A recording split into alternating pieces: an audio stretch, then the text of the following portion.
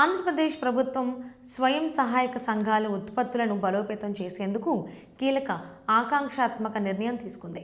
ముఖ్యమంత్రి చంద్రబాబు నాయుడు ఆధ్వర్యంలో ఈ నిర్ణయం రాష్ట్రంలో మహిళల ఆర్థిక స్వావలంబనను పెంచే దిశగా కీలకమైన అడుగుగా నిలుస్తుందని అధికారులు తెలిపారు.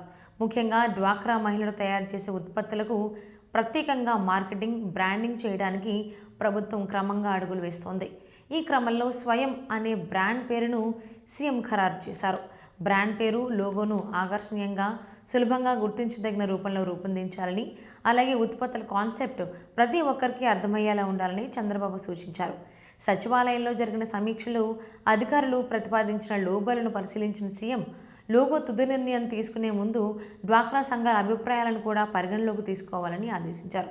మెజారిటీ అభిప్రాయం మేరకు మాత్రమే ఫైనల్ లోగో ఖరారు చేయాలని ప్రత్యేకంగా అన్నారు.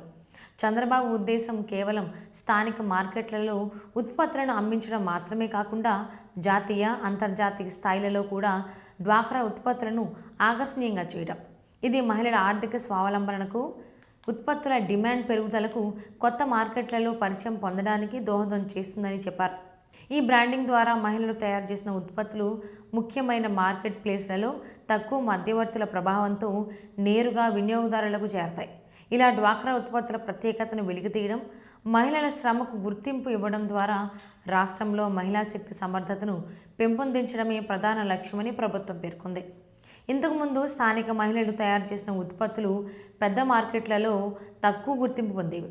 అయితే ఇప్పుడు స్వయం బ్రాండ్ ద్వారా ఆ ఉత్పత్తులు పెద్ద వాణిజ్య వేదికలలోనూ, జాతీయ, అంతర్జాతీయ మార్కెట్లలోనూ కొత్త గుర్తింపు పొందే అవకాశం ఉంది.